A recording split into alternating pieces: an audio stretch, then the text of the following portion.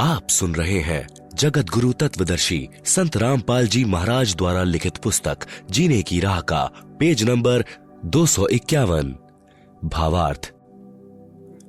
कपिल मुनि जी, चुणक मुनि जी तथा दुर्वासा मुनि जी संसार में कितने प्रसिद्ध हैं।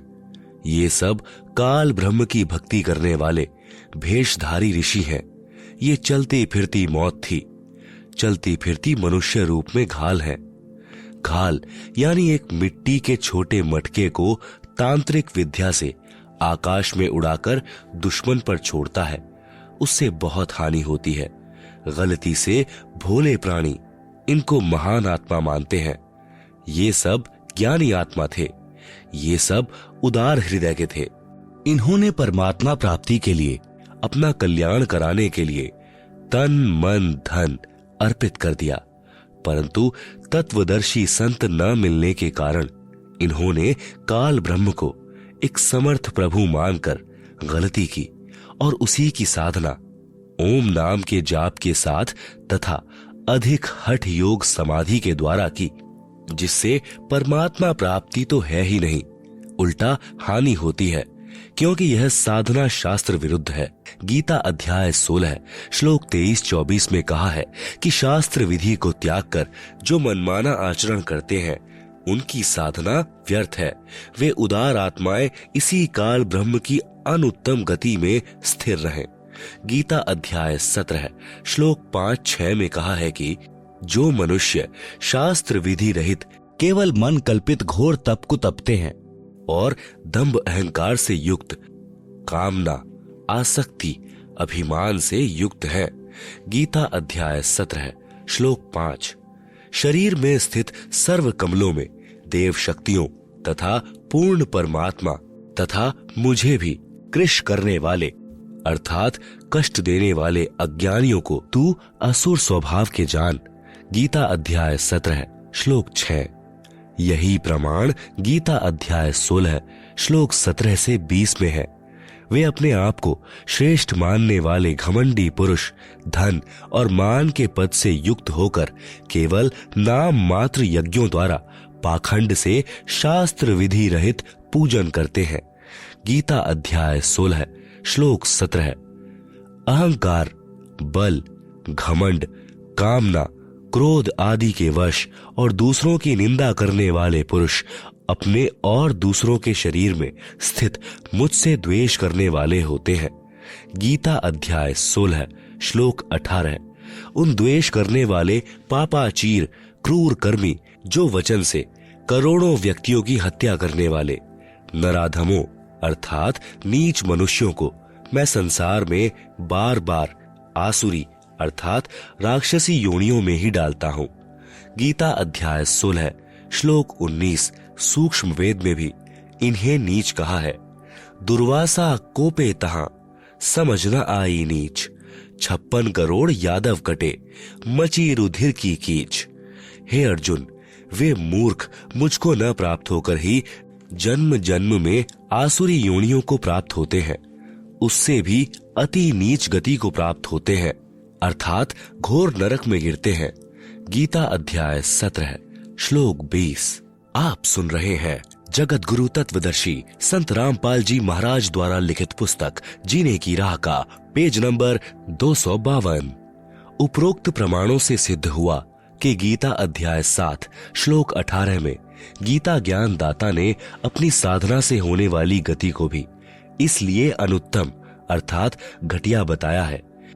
कहा है कि गीता अध्याय 7 श्लोक 18 गीता ज्ञान दाता ने कहा है कि जो चौथी प्रकार के ज्ञानी साधक हैं, वे सभी हैं तो उदार, क्योंकि परमात्मा प्राप्ति के लिए अपने शरीर के नष्ट होने की भी परवाह नहीं की और हजारों वर्ष भूखे प्यासे साधनारत रहे, परंतु तत्वदर्शी संत न मिलने के कारण वे सभी मेरी अनुत्तम अर्थात घटिया गति अर्थात ब्रह्म साधना से होने वाले मोक्ष जो ऊपर ऋषियों को हुआ उसमें स्थित रहे अर्थात जन्म मरण 84 लाख योनियों के चक्कर वाली गति में रह गए। गीता अध्याय 7 श्लोक 18। निष्कर्ष, चुणक ऋषि, दुर्वासा ऋषि तथा कपिल ऋषि ने जो ओम नाम का जाप किया, उसकी भक्ति के फल स्वरूप ये कुछ समय ब्रह्मलोक में जाएंगे। वहां भक्ति समाप्त करके फिर पृथ्वी पर राजा बनेंगे, क्योंकि सूक्ष्म वेद में लिखा है, तप से राज मधमानम, जन्म तीसरे शुकर स्वानम। फिर कुत्ता गधा बनेंगे, फिर नरक जाएंगे। जब कुत्ते बनेंगे तब इनके सिर में कीड़े पड़ेंगे। जो व्यक्ति इनके शाप से मरे थे, उनका पाप इनको भोगना पड़ेगा। कीड़े इनका मांस चुन चुन कर खाएंगे। इसलिए गीता में भी ऐसे साधकों के विषय में जो बताया है, वे आप जी ने ऊपर पढ़ लिया। उपरोक्त कथाओं का सारांश। पहला, ब्रह्म साधना अनुत्तम यानी घटिया है।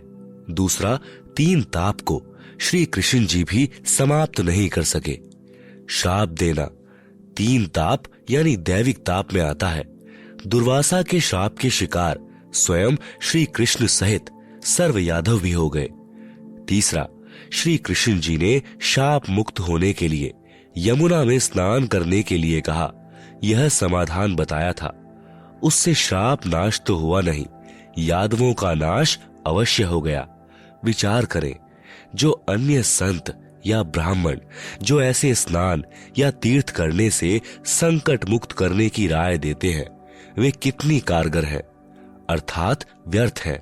क्योंकि जब भगवान त्रिलोकीनाथ द्वारा बताए समाधान यमुना स्नान से कुछ लाभ नहीं हुआ, तो अन्य तटपुंजियों, ब्राह्मणों व गुरुओं द्वारा बताए स्नान आदि समाधान से कुछ होने वाला नहीं है। चौथा, पहले श्री कृष्ण जी ने दुर्वासा के श्राप से बचाव का तरीका बताया था। उस कढ़ाई को घिसाकर चूर्ण बनाकर प्रभास क्षेत्र में यमुना नदी में डाल दो। न रहेगा बांस, न बजेगी बांसुरी। बांस भी रह गया, 56 करोड़ यादवों की बांसुरी भी बच गई। सज्जनों, वर्तमान में बुद्धिमान मानव है, शिक्षित है। मेरे द्वारा यानी संत रामपाल दास द्वारा बताए ज्ञान को शास्त्रों से मिलाओ, फिर भक्ति करके देखो क्या कमाल होता है। आप सुन रहे हैं जगत गुरु तत्वदर्शी संत रामपाल जी महाराज द्वारा लिखित पुस्तक जीने की राह का पेज नंबर 253। प्रसंग आगे चलाते हैं। पहला, तीनों गुणों रजगुण ब्रह्मा जी, सतगुण विष्णु जी तथा तम गुण शिव जी की भक्ति करना व्यर्थ सिद्ध हुआ।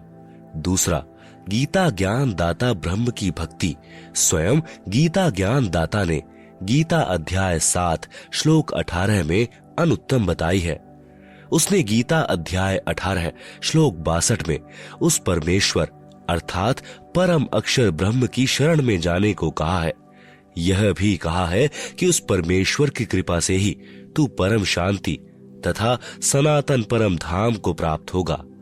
तीसरा, गीता अध्याय 15 श्लोक 1 से 4 में संसार रूपी वृक्ष का वर्णन है तथा तत्वदर्शी संत की पहचान भी बताई है।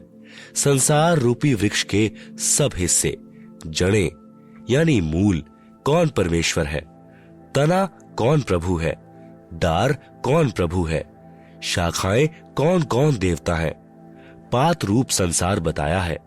इसी अध्याय 15 श्लोक 16 में स्पष्ट किया है कि पहला, शर पुरुष यानी यह 21 ब्रह्मांड का प्रभु है। इसे ब्रह्म, काल ब्रह्म, ज्योति निरंजन भी कहा जाता है। यह नाशवान है, हम इसके लोक में रह रहे हैं। हमें इसके लोक से मुक्त होना है तथा अपने परमात्मा कबीर जी के पास सत्यलोक में जाना है। दूसरा, अक्षर पुरुष, यह 7 संख ब्रह्मांडों का प्रभु है। यह भी नाशवान है। हमने इसके 7 संख ब्रह्मांडों के क्षेत्र से होकर सत्यलोक जाना है, इसलिए इसका टोल टैक्स देना है। बस इससे हमारा इतना ही काम है। गीता अध्याय 15 श्लोक 17 में कहा है कि उत्तमः पुरुषः तु अन्यः परमात्मा इति उदाहृतः यह लोकत्रयम् आविश्य विभर्ति अव्ययः ईश्वरः। सरलार्थ, गीता अध्याय 15 श्लोक 16 में कहे 2 पुरुष, एक शर पुरुष, दूसरा अक्षर पुरुष है।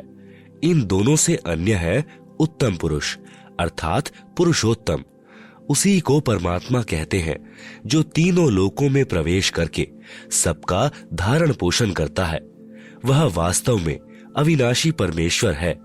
गीता अध्याय 15 श्लोक 17, गीता अध्याय 3 श्लोक 14-15 में भी स्पष्ट किया है कि सर्वगतम ब्रह्म अर्थात सर्वव्यापी परमात्मा जो सच्चिदानंद घन ब्रह्म है, उसे वासुदेव भी कहते हैं, जिसके विषय में गीता अध्याय 7 श्लोक 19 में कहा है, वही सदा यज्ञों अर्थात धार्मिक अनुष्ठानों में प्रतिष्ठित है अर्थात इष्ट रूप में पूज्य है। पूर्ण गुरु से दीक्षा लेकर मर्यादा में रहकर भक्ति करो। इस प्रकार जीने की राह पर चलकर संसार में सुखी जीवन जिए तथा मोक्ष रूपी मंजिल को प्राप्त करें। आप सुन रहे हैं जगत गुरु तत्वदर्शी संत रामपाल जी महाराज द्वारा लिखित पुस्तक जीने की राह का पेज नंबर 254, सृष्टि रचना, सूक्ष्म वेद से निष्कर्ष रूप सृष्टि रचना का वर्णन। प्रभु प्रेमी आत्माएं प्रथम बार निम्न सृष्टि रचना को पढ़ेंगे तो ऐसे लगेगा जैसे दंत कथा हो, परंतु सर्व पवित्र सदग्रंथों के प्रमाणों को पढ़कर दांतों तले उंगली दबाएंगे कि यह वास्तविक अमृत ज्ञान कहाँ छुपा था। कृपया धैर्य के साथ पढ़ें तथा इस अमृत ज्ञान को सुरक्षित रखें। आपकी 101 पीढ़ी तक काम आएगा।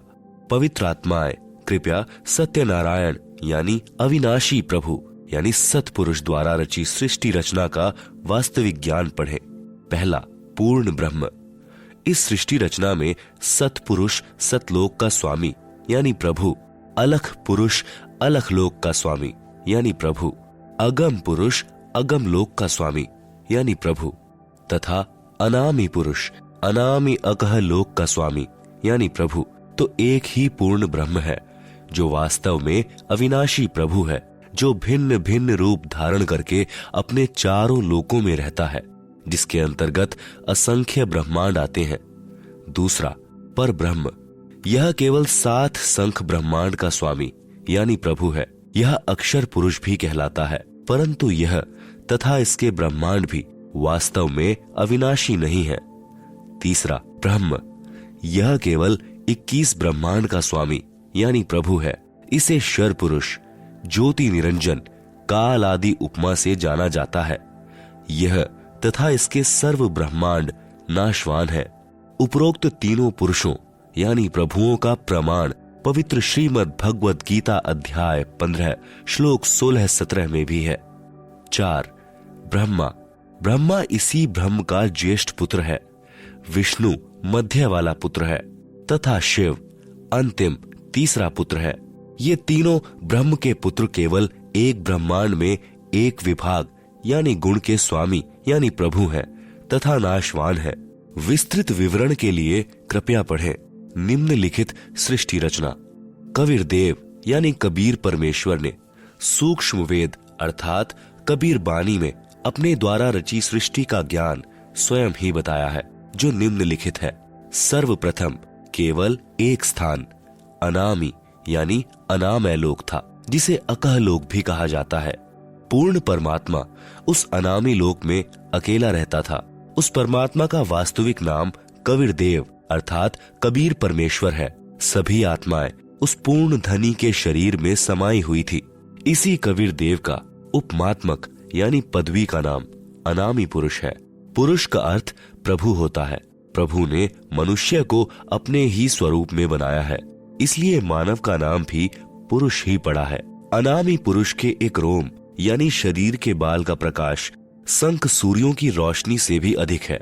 विशेष जैसे किसी देश के आदरणीय प्रधानमंत्री जी का शरीर का नाम तो अन्य होता है तथा पद का उपमात्मक यानी पदवी का नाम प्रधानमंत्री होता है। कई बार प्रधानमंत्री जी अपने पास कई विभाग भी रख लेते हैं।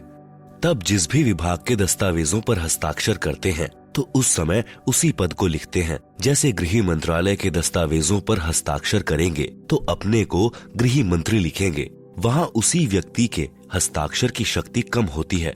इसी प्रकार कबीर परमेश्वर यानी कबीर देव की रोशनी में अंतर भिन्न भिन्न लोकों में होता जाता है।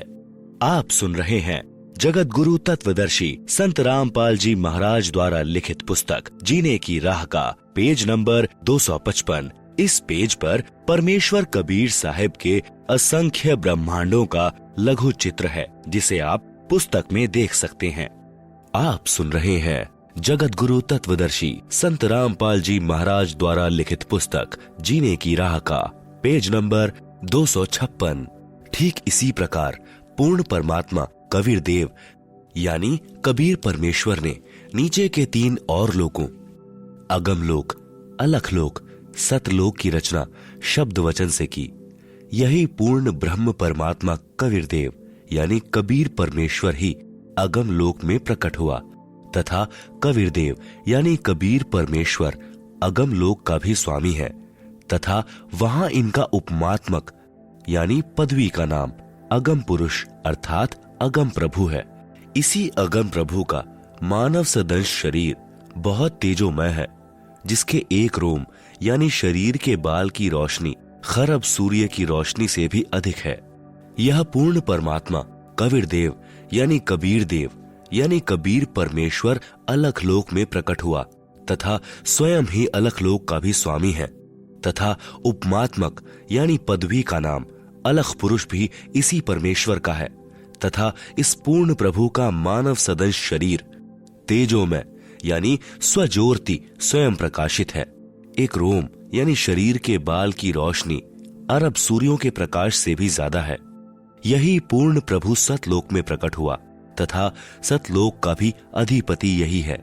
इसलिए इसी का उपमात्मक यानी पदवी का नाम सतपुरुष यानी अविनाशी प्रभु है। इसी का नाम अकाल मूर्ति, शब्द स्वरूपी राम, पूर्ण ब्रह्म, परम अक्षर ब्रह्म आदि है।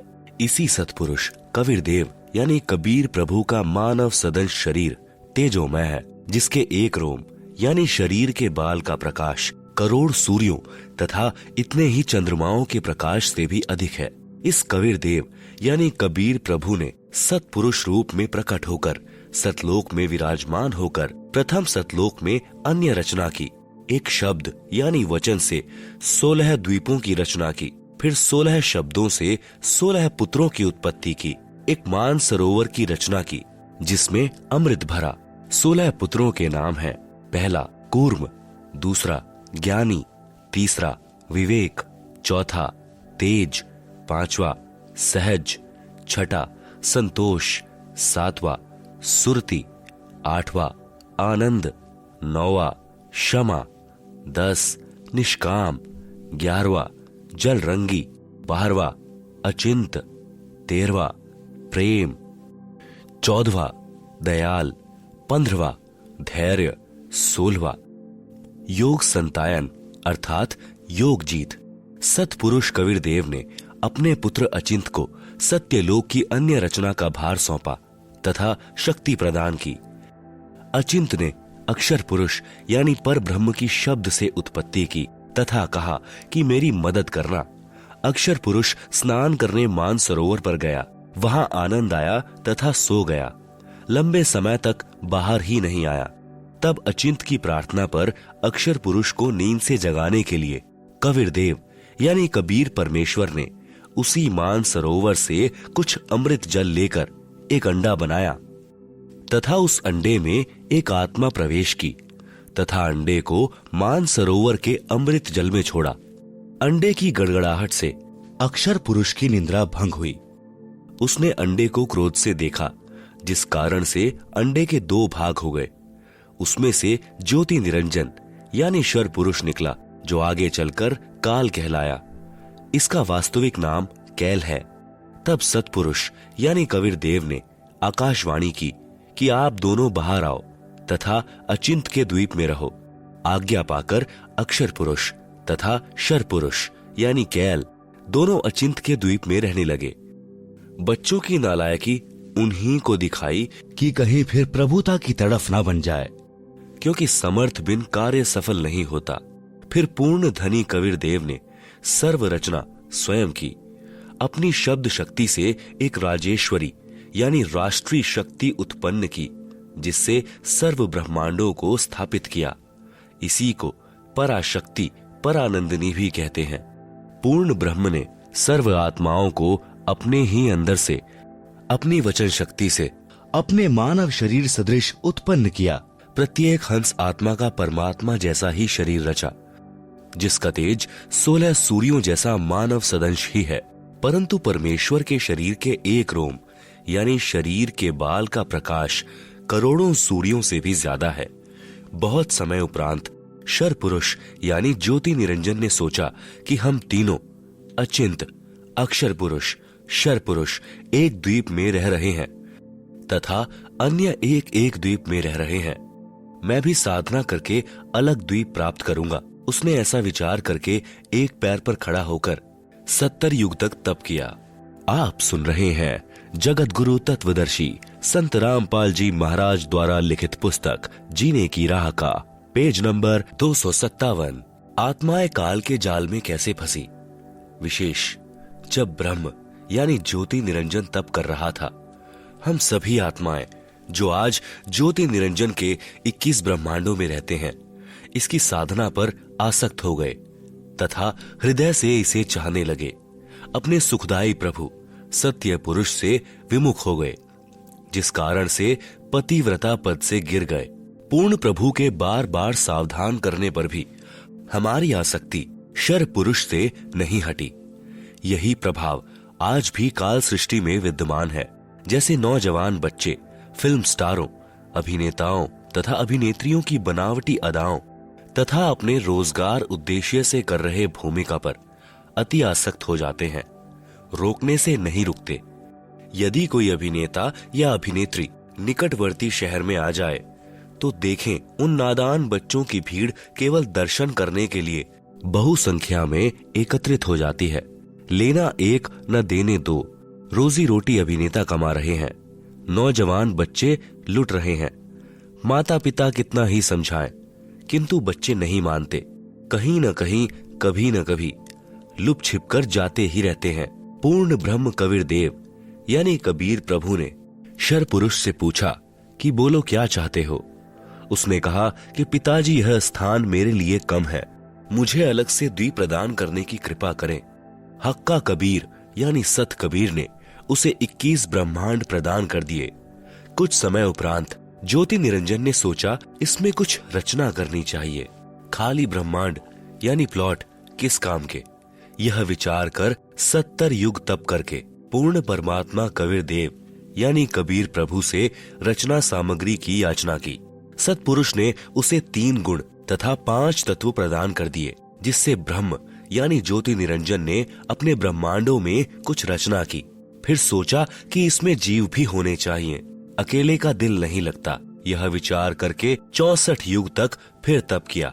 पूर्ण परमात्मा कबीर देव के पूछने पर बताया कि मुझे कुछ आत्मा दे दो, मेरा अकेले का दिल नहीं लग रहा। तब सतपुरुष कबीरग्नि यानी कबीर परमेश्वर ने कहा कि ब्रह्म तेरे तप के प्रतिफल में मैं तुझे और ब्रह्मांड दे सकता हूँ, परंतु मेरी आत्माओं को किसी भी जप तप साधना के फल रूप में नहीं दे सकता। हाँ, यदि कोई स्वेच्छा से तेरे साथ जाना चाहे तो वह जा सकता है। युवा कबीर यानी समर्थ कबीर के वचन सुनकर ज्योति निरंजन हमारे पास आया। हम सभी हंस आत्मा पहले से ही उस पर आसक्त थे। हम उसे चारों तरफ से घेरकर खड़े हो गए।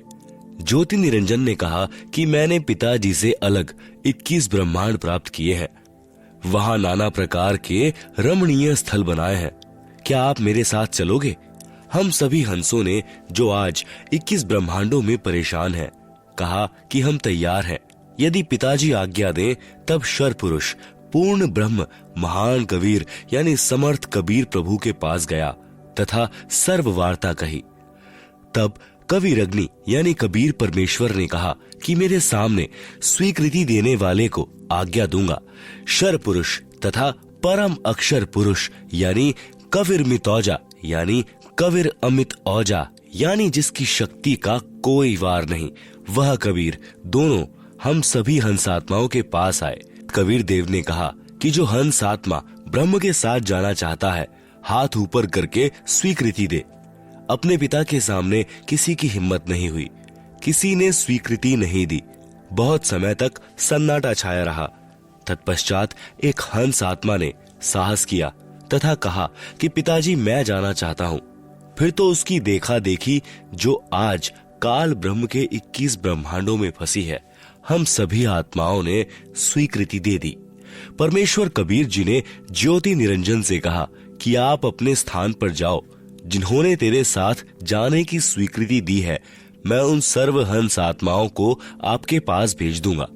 ज्योति निरंजन अपने 21 ब्रह्मांडों में चला गया। उस समय तक यह 21 ब्रह्मांड सतलोक में ही थे।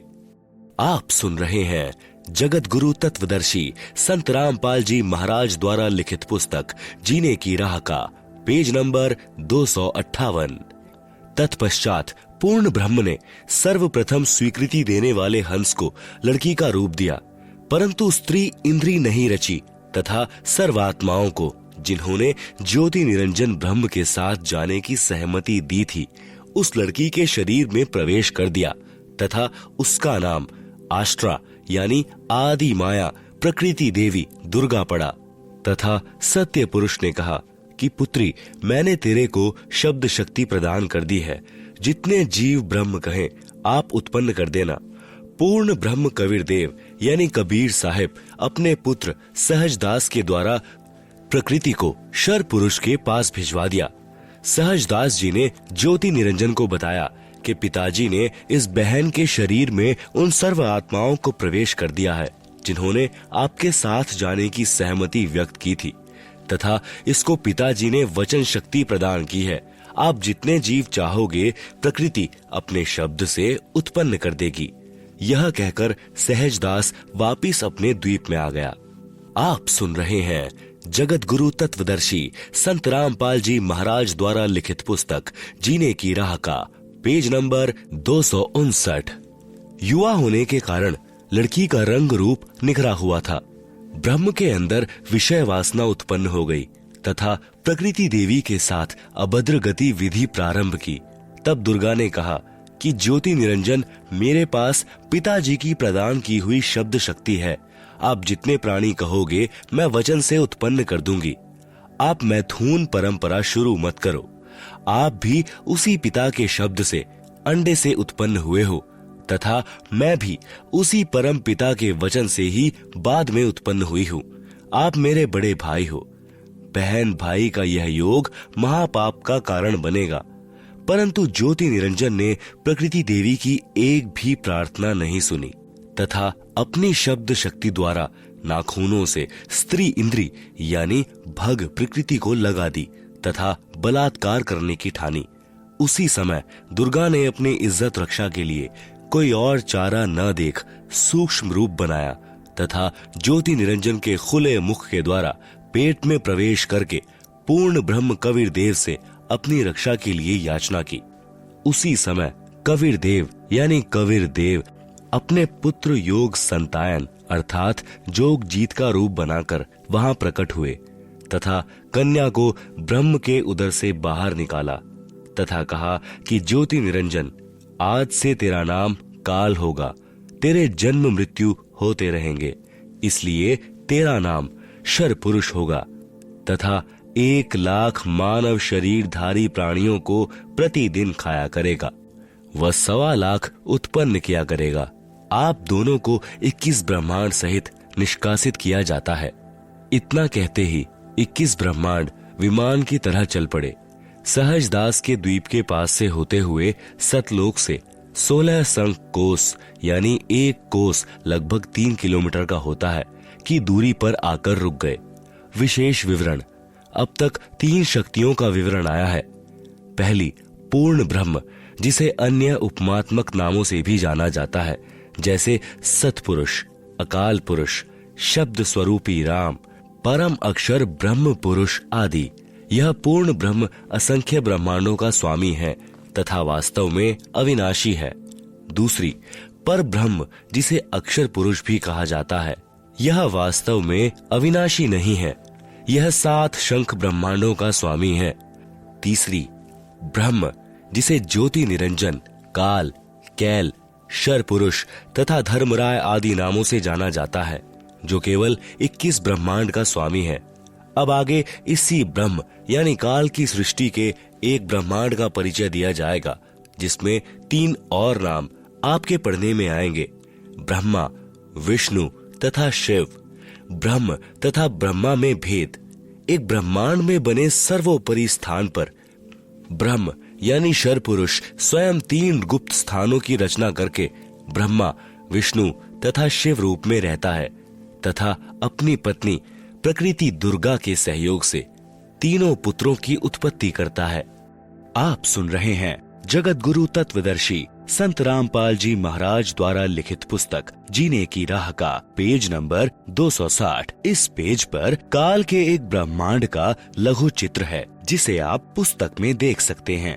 आप सुन रहे हैं जगत गुरु तत्वदर्शी संत रामपाल जी महाराज द्वारा लिखित पुस्तक जीने की राह का पेज नंबर 261। उनके नाम भी ब्रह्मा, विष्णु तथा शिव ही रखता है। जो ब्रह्म का पुत्र ब्रह्मा है वह एक ब्रह्मांड में केवल 3 लोकों पृथ्वी लोक, स्वर्ग लोक तथा पाताल लोक में एक रजोगुण विभाग का मंत्री यानी स्वामी है। इसे त्रिलोकीय ब्रह्मा कहा है तथा ब्रह्म जो ब्रह्मलोक में ब्रह्मा रूप में रहता है उसे महाब्रह्मा व ब्रह्मलोकीय ब्रह्मा कहा है। इसी ब्रह्म यानी काल को सदाशिव, महाशिव, महाविष्णु भी कहा है।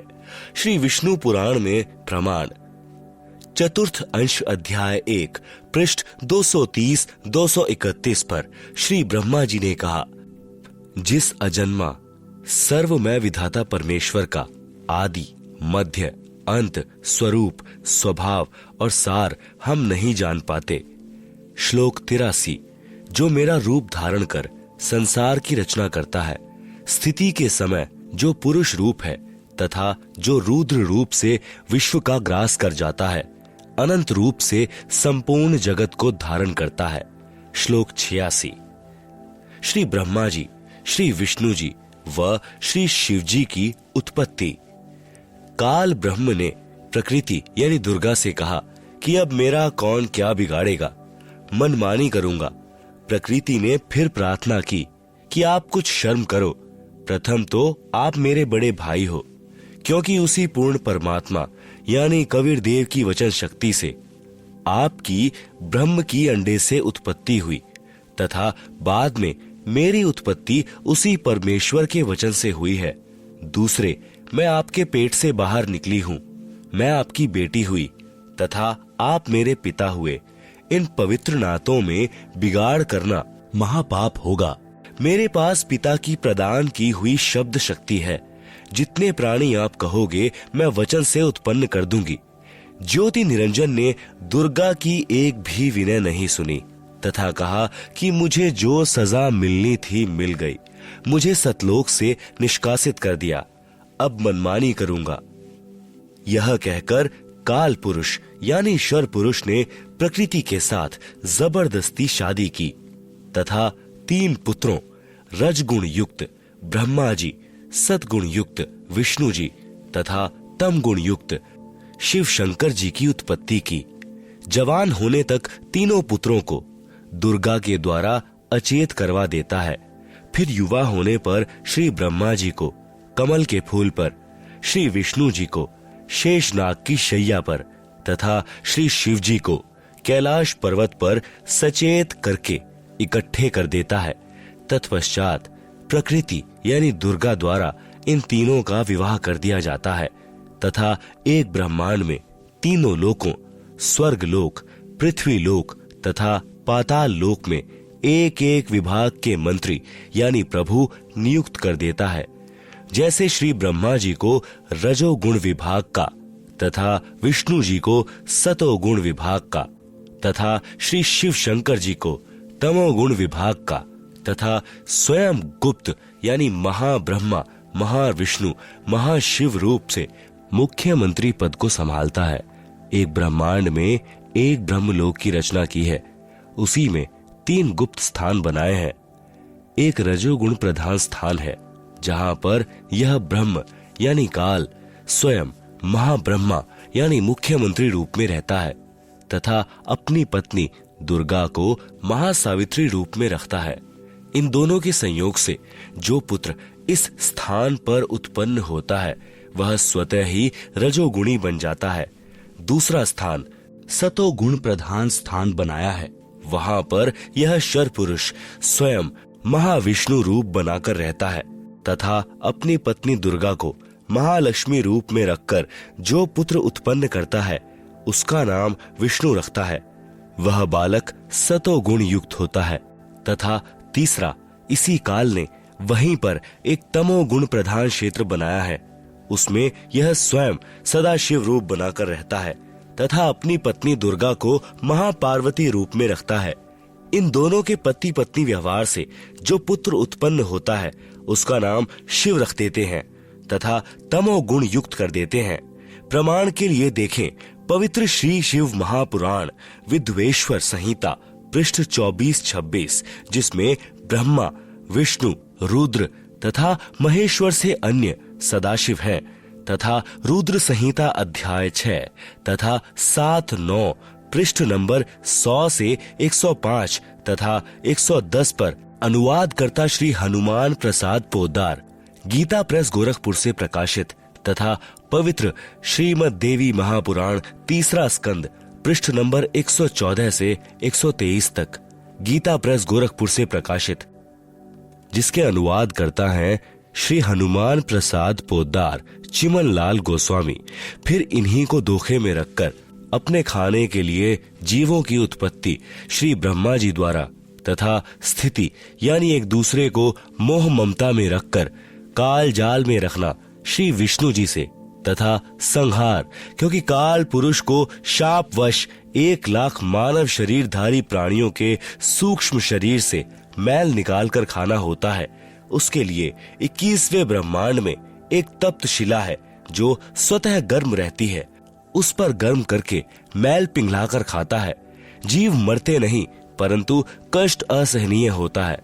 फिर प्राणियों को कर्म आधार पर अन्य शरीर प्रदान करता है। श्री शिवजी द्वारा करवाता है। जैसे किसी मकान में 3 कमरे बने हों, एक कमरे में अश्लील चित्र लगे हों, उस कमरे में जाते ही मन में वैसे ही मलिन विचार उत्पन्न हो जाते हैं। दूसरे कमरे में साधु संतों भक्तों के चित्र लगे हों तो मन में अच्छे विचार प्रभु का चिंतन ही बना रहता है। तीसरे कमरे में देशभक्तों व शहीदों के चित्र लगे हों तो मन में वैसे ही जोशीले विचार उत्पन्न हो जाते हैं। ठीक इसी प्रकार ब्रह्म यानी काल ने अपनी सूझबूझ से उपरोक्त तीनों गुण प्रधान स्थानों की रचना की हुई है। आप सुन रहे हैं जगत गुरु तत्वदर्शी संत रामपाल जी महाराज द्वारा लिखित पुस्तक जीने की राह का पेज नंबर 262। तीनों गुण क्या हैं? प्रमाण सहित। तीनों गुण रजगुण ब्रह्मा जी, सतगुण विष्णु जी, तम गुण शिव जी हैं।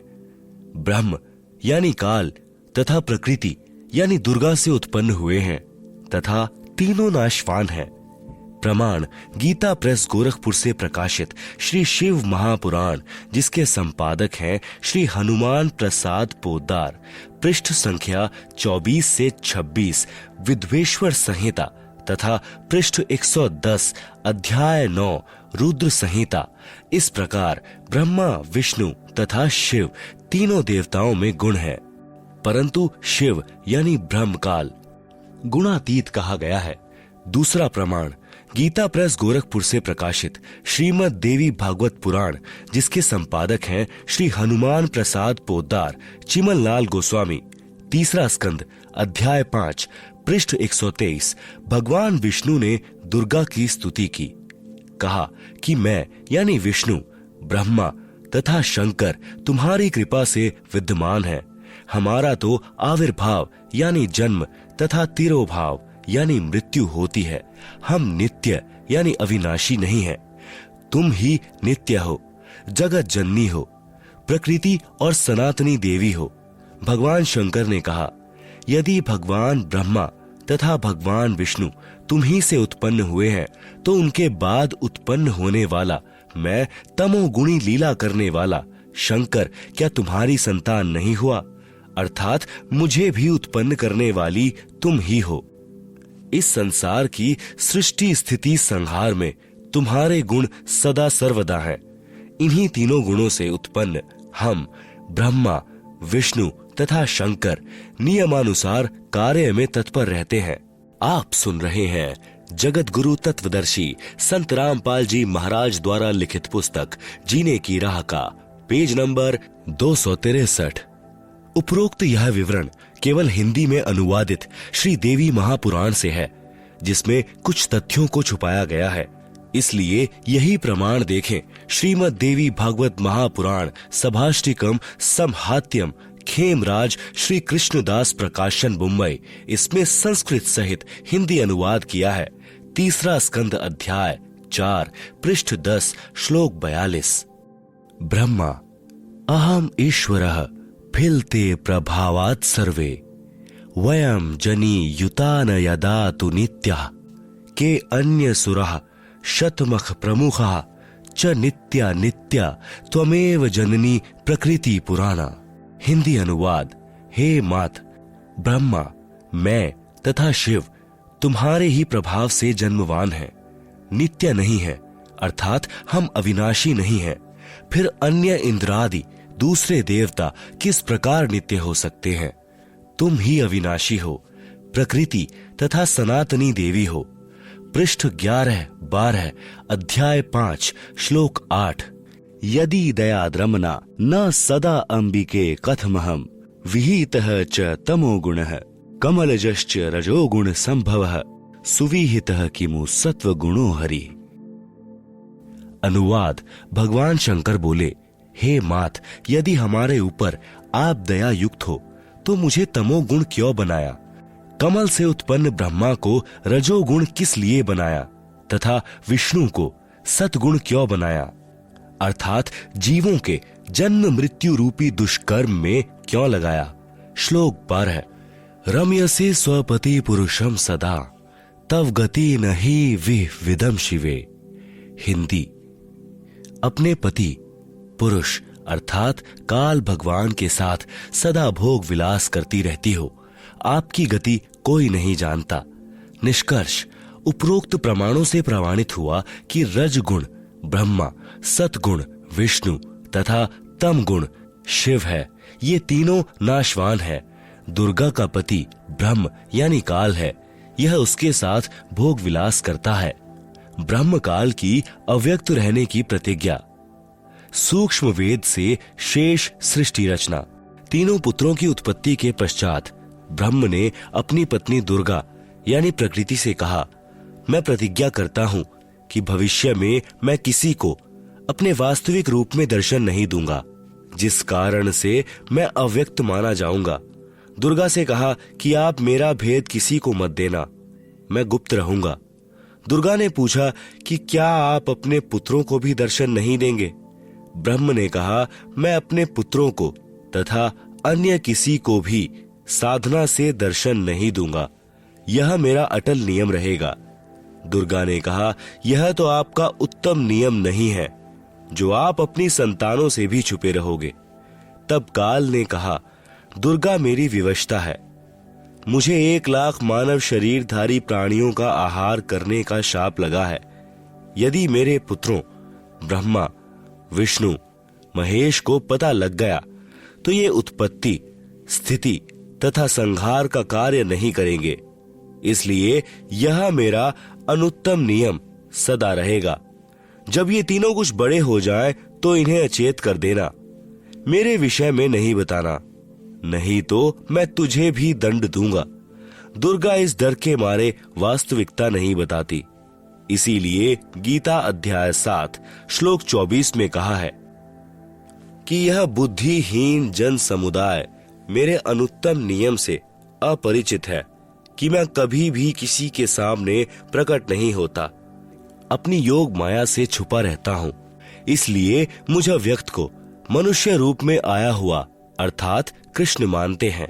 आप सुन रहे हैं जगत गुरु तत्वदर्शी संत रामपाल जी महाराज द्वारा लिखित पुस्तक जीने की राह का पेज नंबर 264। अबुद्ध यानी बुद्धिहीन, मम यानी मेरे, अनुत्तमम यानी अनुत्तम अर्थात घटिया, अव्ययम यानी अविनाशी, परम भावम यानी विशेष भाव को, अजानन्तः यानी न जानते हुए, माम अव्यक्तम यानी मुझ अव्यक्त को, व्यक्तिम यानी मनुष्य रूप में, आपन्नम यानी आया, मन्यन्ते यानी मानते हैं, अर्थात मैं कृष्ण नहीं हूं। गीता अध्याय 7 श्लोक 24, गीता अध्याय 11 श्लोक 47 तथा 48 में कहा है कि यह मेरा वास्तविक काल रूप है। इसके दर्शन अर्थात ब्रह्म प्राप्ति न वेदों में वर्णित विधि से, न जप से, न तप से तथा न किसी क्रिया से हो सकती है। जब तीनों बच्चे युवा हो गए तब माता भवानी प्रकृति यानी अष्टंगी ने कहा कि तुम सागर मंथन करो। प्रथम बार सागर मंथन किया तो ज्योति निरंजन ने अपने श्वासों द्वारा 4 वेद उत्पन्न किए। उनको गुप्त वाणी द्वारा आज्ञा दी कि सागर में निवास करो। चारों वेद निकले, वह ब्रह्मा ने लिए। वस्तु लेकर तीनों बच्चे माता के पास आए। तब माता ने कहा कि चारों वेदों को ब्रह्मा रखे, वह पढ़े। नोट: वास्तव में पूर्ण ब्रह्म ने ब्रह्म अर्थात काल को 5 वेद प्रदान किए थे, लेकिन ब्रह्म ने केवल 4 वेदों को प्रकट किया। 5वां वेद छुपा दिया, जो पूर्ण परमात्मा ने स्वयं प्रकट होकर कबीर गिरभी अर्थात कबीर वाणी यानी कबीर वाणी द्वारा लोकोक्तियों व दोहों के माध्यम से प्रकट किया है। दूसरी बार सागर मंथन किया तो 3 कन्याएं मिली। माता ने तीनों को बांट दिया। प्रकृति दुर्गा ने अपने ही अन्य 3 रूप सावित्री, लक्ष्मी तथा पार्वती धारण किए तथा समुद्र में छुपा दी। सागर मंथन के समय बाहर आ गई।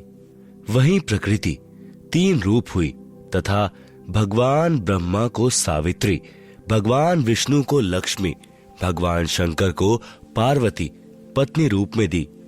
तीनों ने भोग विलास किया। सुर तथा असुर दोनों पैदा हुए। जब तीसरी बार सागर मंथन किया तो 14 रत्न ब्रह्मा को तथा अमृत विष्णु को व देवताओं को, मद यानी शराब असुरों को तथा विष परमार्थ शिव ने अपने कंठ में ठहराया। यह तो बहुत बाद की बात है। जब ब्रह्मा वेद पढ़ने लगा तो पता चला कि कोई सर्व ब्रह्मांडों की रचना करने वाला कुल का मालिक पुरुष यानी प्रभु और है।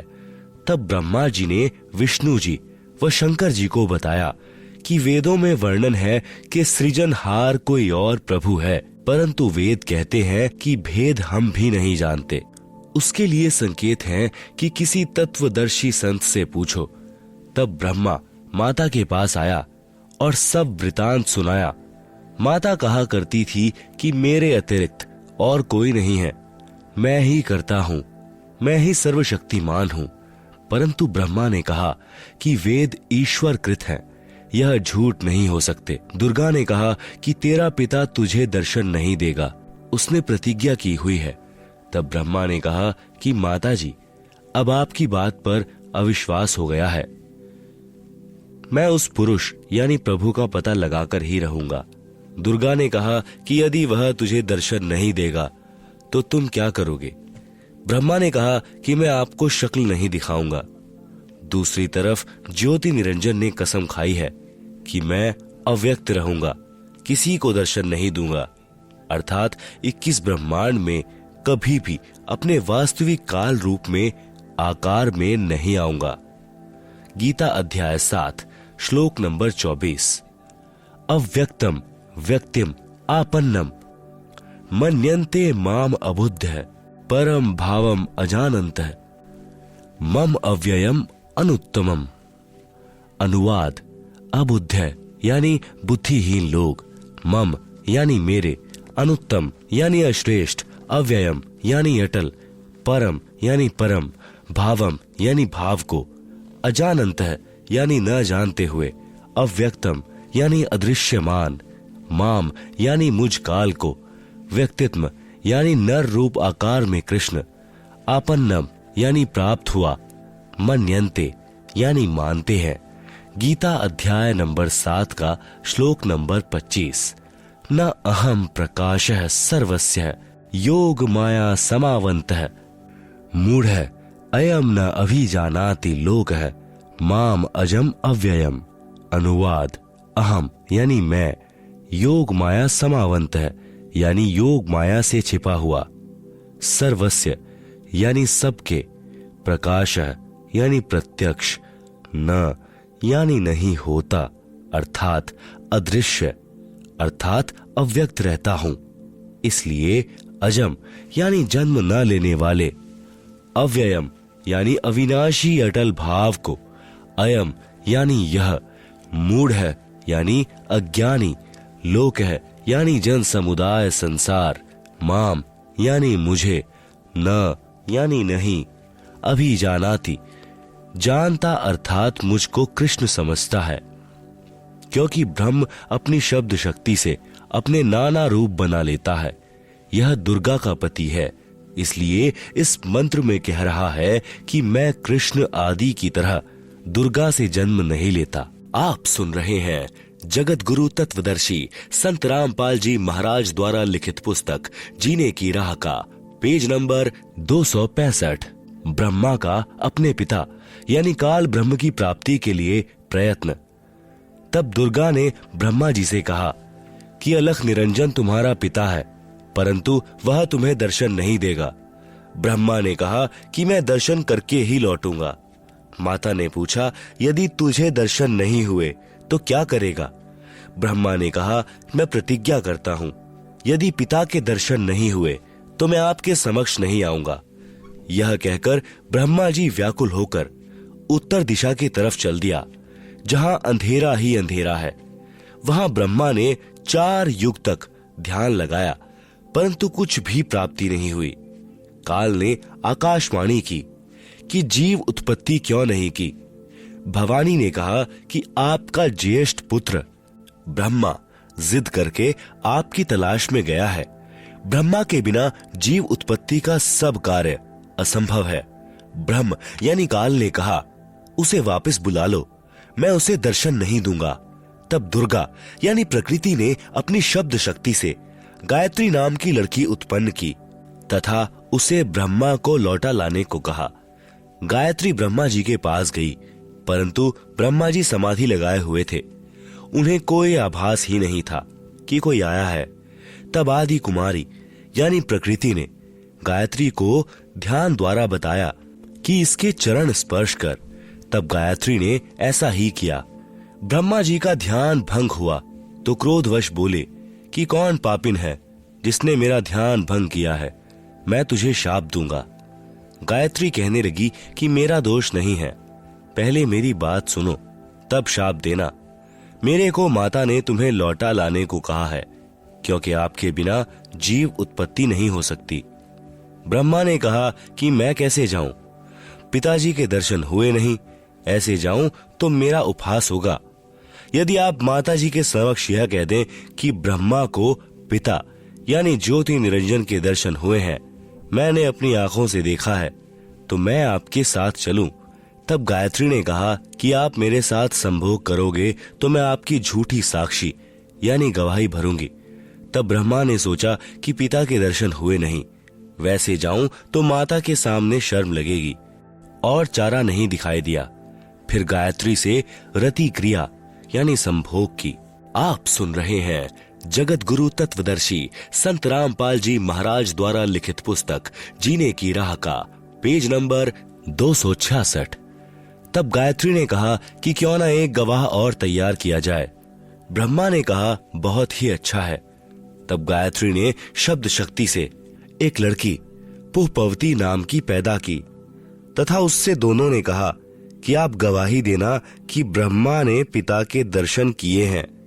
तब पुष्पवती ने कहा कि मैं क्यों झूठी गवाही दूं? हाँ, यदि ब्रह्मा मेरे से रति क्रिया यानी संभोग करें तो गवाही दे सकती हूँ। गायत्री ने ब्रह्मा को समझाया यानी उकसाया कि कोई और चारा नहीं है। तब ब्रह्मा ने पुष्पवती से संभोग किया तो तीनों मिलकर आदि माया यानी प्रकृति के पास आए। दोनों देवियों ने उपरोक्त शर्त इसलिए रखी थी कि यदि ब्रह्मा माता के सामने हमारी झूठी गवाही को बता देगा तो माता हमें शाप दे देंगी, इसलिए उसे भी दोषी बना लिया। यहाँ महाराज गरीबदास जी कहते हैं कि दास गरीब यह चूक धुरों धूर, माता दुर्गा द्वारा ब्रह्मा को शाप देना। तब माता ने ब्रह्मा से पूछा, क्या तुझे तेरे पिता के दर्शन हुए? ब्रह्मा ने कहा, हाँ, मुझे पिता के दर्शन हुए हैं। दुर्गा ने कहा, साक्षी बता। तब ब्रह्मा ने कहा, इन दोनों के समक्ष साक्षात्कार हुआ है। देवी ने उन दोनों लड़कियों से पूछा, क्या तुम्हारे सामने ब्रह्मा का साक्षात्कार हुआ है? तब दोनों ने कहा कि हाँ, हमने अपनी आंखों से देखा है। फिर भवानी यानी प्रकृति को संशय हुआ कि मुझे तो ब्रह्म ने कहा था कि मैं किसी को दर्शन नहीं दूंगा, परंतु ये कहते हैं कि दर्शन हुए हैं। तब अष्टंगी ने ध्यान लगाया और काल ज्योति निरंजन से पूछा कि यह क्या कहानी है। ज्योति निरंजन जी ने कहा कि ये तीनों झूठ बोल रहे हैं। तब माता ने कहा, तुम झूठ बोल रहे हो, आकाशवाणी हुई है कि इन्हें कोई दर्शन नहीं हुए। यह बात सुनकर ब्रह्मा ने कहा कि माता जी, मैं सौगंध खाकर पिता की तलाश करने गया था, परंतु पिता यानी ब्रह्म के दर्शन नहीं हुए। आपके पास आने में शर्म लग रही थी, इसलिए हमने झूठ बोल दिया। तब माता दुर्गा ने कहा कि अब मैं तुम्हें शाप देती हूँ। आप सुन रहे हैं जगत गुरु तत्वदर्शी संत रामपाल जी महाराज द्वारा लिखित पुस्तक जीने की राह का पेज नंबर 267, ब्रह्मा को शाप। तेरी पूजा जग में नहीं होगी, आगे तेरे वंशज होंगे, वे बहुत पाखंड करेंगे, झूठी बात बनाकर जग को ठगेंगे। ऊपर से तो कर्मकांड करते दिखाई देंगे, अंदर से विकार करेंगे, कथा पुराणों को पढ़कर सुनाया करेंगे। स्वयं को ज्ञान नहीं होगा कि सदग्रंथों में वास्तविकता क्या है, फिर भी मानवश तथा धन प्राप्ति के लिए गुरु बनकर अनुयायियों को लोक वेद यानी शास्त्र विरुद्ध दंत कथा सुनाया करेंगे। देवी देवों की पूजा करके तथा करवा के दूसरों की निंदा करके कष्ट पर कष्ट उठाएंगे। जो उनके अनुयायी होंगे उनको परमार्थ नहीं बताएंगे, दक्षिणा के लिए जगत को गुमराह करते रहेंगे, अपने आप को सबसे श्रेष्ठ मानेंगे, दूसरों को नीचा समझेंगे। जब माता के मुख से यह सुना तो ब्रह्मा मूर्छित होकर जमीन पर गिर गया। बहुत समय उपरांत होश में आया। गायत्री को शाप, तेरे कई सांडपति होंगे, तू मृतलोक में गाय बनेगी। पुहपवती को श्राप, तेरी जगह गंदगी में होगी, तेरे फूलों को कोई पूजा में नहीं लाएगा। इस झूठी गवाही के कारण तुझे यह नरक भोगना होगा। तेरा नाम केवड़ा केतकी होगा। हरियाणा में कुसोंधी कहते हैं। यह गंदगी कुर्डियों वाली जगह पर होती है। इस प्रकार तीनों को शाप देकर माता भवानी बहुत पछताई। इस प्रकार पहले तो जीव बिना सोचे मन यानी काल निरंजन के प्रभाव से गलत कार्य कर देता है, परंतु जब आत्मा यानी सत्पुरुष अंश के प्रभाव से उसे ज्ञान होता है तो पीछे पछताना पड़ता है। जिस प्रकार माता पिता अपने बच्चों को छोटी सी गलती के कारण ताड़ते हैं क्रोधवश होकर, परंतु बाद में बहुत पछताते हैं, यही प्रक्रिया मन यानी काल निरंजन के प्रभाव से सर्व जीवों में क्रियावान हो रही है। हाँ, यहाँ एक बात विशेष है कि निरंजन यानी काल ब्रह्म ने भी अपना कानून बना रखा है कि यदि कोई जीव किसी दुर्बल जीव को सताएगा तो उसे उसका बदला देना पड़ेगा। जब आदि भवानी यानी प्रकृति अष्टंगी ने ब्रह्मा, गायत्री व पुहपवती को श्राप दिया तो अलख निरंजन यानी ब्रह्मकाल ने कहा कि हे भवानी, प्रकृति यानी अष्टंगी, यह आपने अच्छा नहीं किया। अब मैं निरंजन आपको श्राप देता हूं कि द्वापर युग में तेरे भी 5 पति होंगे। द्रौपदी ही आदि माया का अवतार हुई है। जब यह आकाशवाणी सुनी तो आदि माया ने कहा कि हे ज्योति निरंजन यानी काल, मैं तेरे वश में पड़ी हूं। जो चाहे सो कर ले। सृष्टि रचना में दुर्गा जी के अन्य नामों का बार बार लिखने का उद्देश्य है कि पुराणों, गीता तथा वेदों में प्रमाण देखते समय भ्रम उत्पन्न नहीं होगा। जैसे गीता अध्याय 14 श्लोक 3-4 में काल ब्रह्म ने कहा है कि प्रकृति तो गर्भ धारण करने वाली सब जीवों की माता है, मैं उसके गर्भ में बीज स्थापित करने वाला पिता हूं। गीता अध्याय 4 श्लोक 4 में कहा है कि प्रकृति से उत्पन्न तीनों गुण जीवात्मा को कर्मों के बंधन में बांधते हैं। लेख समाप्त। आप सुन रहे हैं जगत गुरु तत्वदर्शी संत रामपाल जी महाराज द्वारा लिखित पुस्तक जीने की राह का पेज नंबर 268। इस प्रकरण में प्रकृति तो दुर्गा है तथा तीनों गुण, तीनों देवता यानी रजगुण ब्रह्मा, सतगुण विष्णु तथा तम गुण शिव के सांकेतिक नाम हैं। विष्णु का अपने पिता यानी काल ब्रह्म की प्राप्ति के लिए प्रस्थान व माता का आशीर्वाद पाना। इसके बाद विष्णु से प्रकृति ने कहा कि पुत्र तू भी अपने पिता का पता लगा ले। तब विष्णु अपने पिताजी यानी काल ब्रह्म का पता करते करते पाताल लोक में चले गए, जहां शेषनाग था। उसने विष्णु को अपनी सीमा में प्रविष्ट होते देखकर क्रोधित होकर जहर भरा फुंकारा मारा। उसके विष के प्रभाव से विष्णु जी का रंग सांवला हो गया, जैसे स्प्रे पेंट हो जाता है। तब विष्णु ने चाहा कि इस नाग को मजा चखाना चाहिए।